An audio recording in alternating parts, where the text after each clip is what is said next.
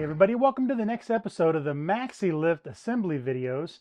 So on this episode, what I'm going to do is I'm going to actually cover what makes this a utility vehicle. We're going to install the bomb drops underneath. We're also going to install the tow hook for on top. And it's a pretty easy process. I will say the bomb drops are a little fiddly, so just hang in there with those. Take your time. It took a little bit of maneuvering to make everything work correctly, but you can get it. Tow hook assembly, real super simple, easy peasy. Only took a couple minutes and it was ready to go.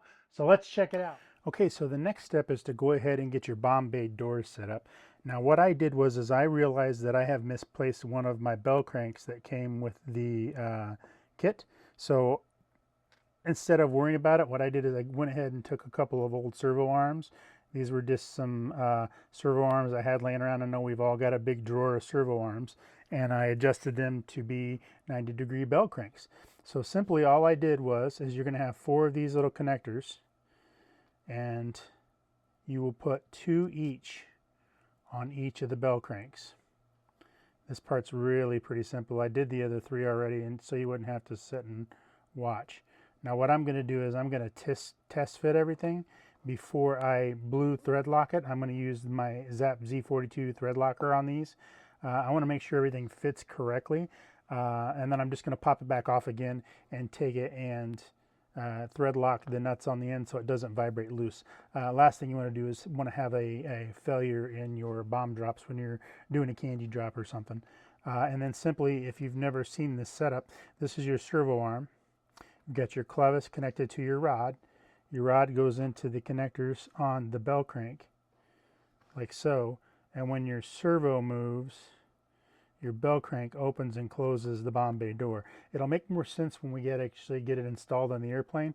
I just figured it was going to be a little bit easier to work on it outside of the airplane to get everything test fit and make sure everything works correctly. So let's get this put in the airplane, and then we will talk more about what's going on. So one of the things I wanted to point out that's not real clear in the instructions are this middle bolt on your bell cranks. These are going to be the 4 by 20 millimeter cap heads.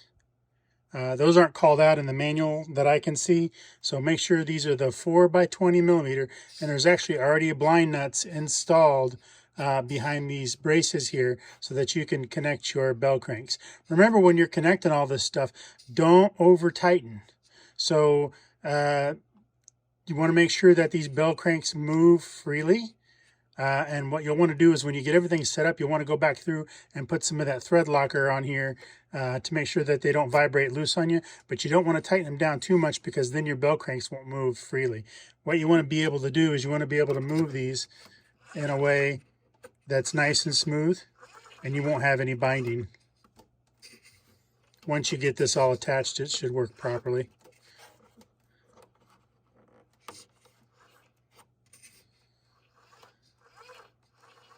Just like that.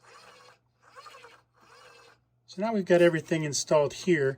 You can see that the bell cranks will work when you operate the servo to open and shut the doors.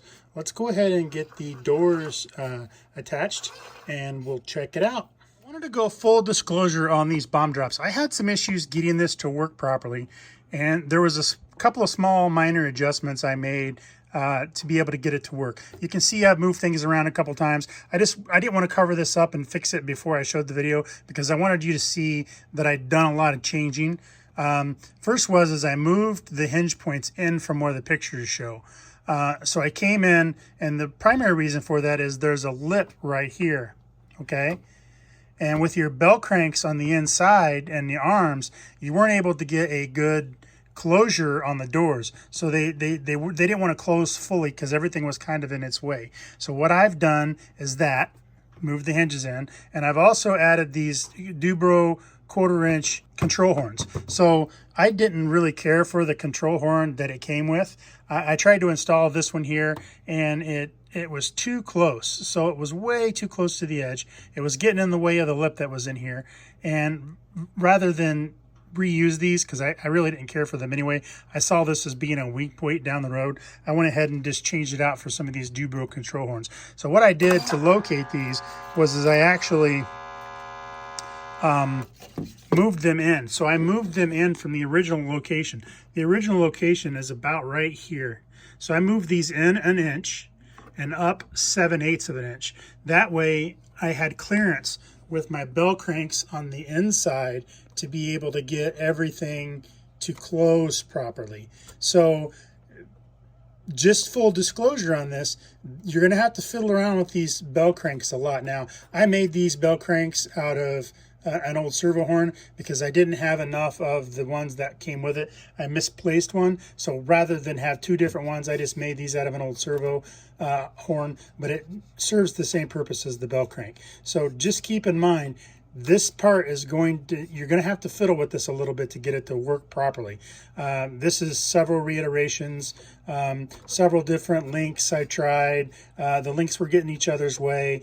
So it takes a little bit of playing around, but you can be successful with this. So just make sure you take your time. If you have any questions, go ahead and reach out and we'll get you through to the next step. But that's your Bombay doors all set up and ready to go. So let's go ahead and move on to the next step.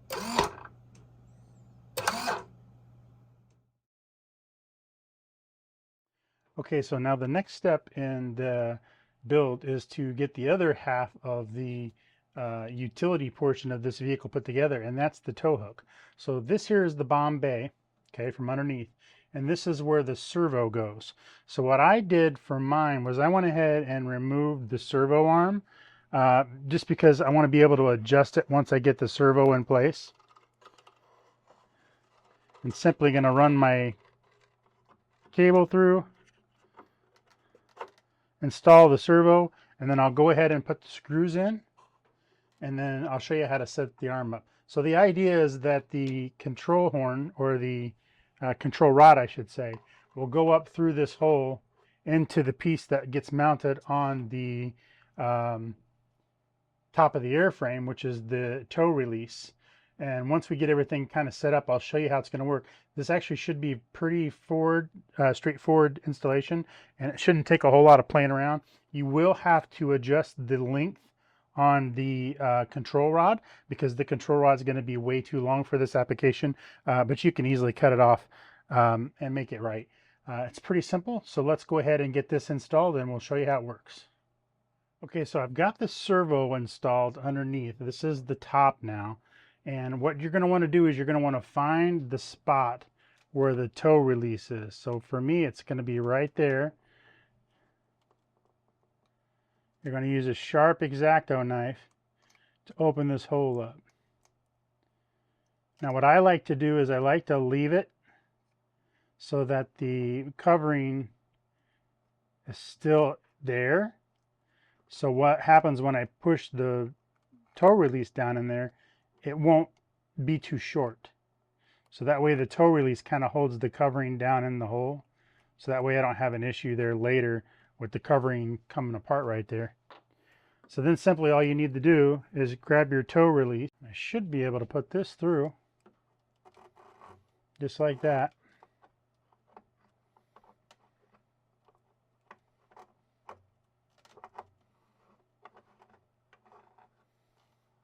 The slot will end up facing towards the back of the aircraft, and then you can go ahead and run down the nut on the back side. I wouldn't make it super tight yet. I would just put it on there right now and just leave it like that, and then that part should be good to go. Now the idea behind it is, and it's going to be kind of tough to get a camera angle on this, but what the idea is that you connect your rod to your servo. I'm just going to go ahead and remove the clevis so that you can see this, and then I can always put the clevis back on the end. So the rod runs through the middle down to your servo, and then once you get everything measured out, when you pull the servo, or when the servo pulls, it'll open this slot up here, and that would release your airplane or your glider. So what you have to do is you have to measure this, cut it. I'm going to try to cut mine pretty close, and maybe give it a little extra, because I can always go in and take some more off if I need to. You want to always err on the side of caution and always give yourself a little bit extra material. So that way, once you get it hooked up with the clevis and everything on the inside, you can make sure you got the right fit here because you'll want this to be flush when you're all said and done. Okay, so right here's the setup. This is underneath. Of course, this is your servo. I've got my servo arm attached. And if I flip my switch, you can see that it engages and disengages. This would be the disengage section, and that would be engaged. So this would be when you're towing your airplane up, and that would be when you're releasing. Now I'm going to end up putting this on a momentary switch so I can flip the switch, and then when I let it go, it automatically closes. But that's how it's going to work. So you can see from underneath, that's what it's going to look like. Then all that's left to do with this is adjust the length from the top, and we should be good to go. Okay, so right here you can see what we've got. I have this in the closed position, so this is where I'm going to want to snip it. If I cut it here, then when it's closed, it's there. When I hit my switch, it goes down, and then I just need to adjust my servo so that the slot lines up correctly on the airframe. So what I'm going to do is I'm going to go ahead and cut this off right at the hub because I know I'm already in my down position.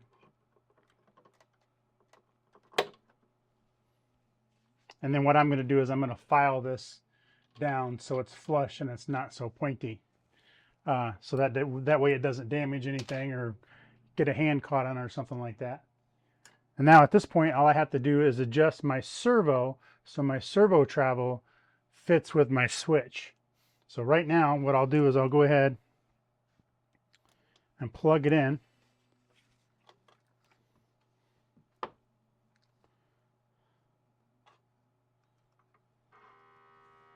And you'll see if I hit my switch, it goes down inside there, and I've slowed it down so that when it comes back up a little bit slower. And now all I need to do is adjust my servo depth so that it empties my slot on the inside and will release the airplane.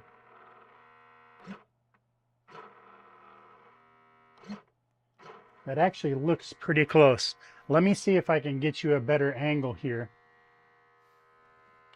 So right there you can see the pen, and if I hit the switch, it opens up and releases the airplane. When I release the switch, it closes back up for the next run. So other than just filing that down so it looks nice and is not so pointy on the top, I think we're good to go. We can move on to the next spot. So here you can see we've got it all adjusted. And I flip my switch. That releases the airplane. Return the switch to normal, and it closes it.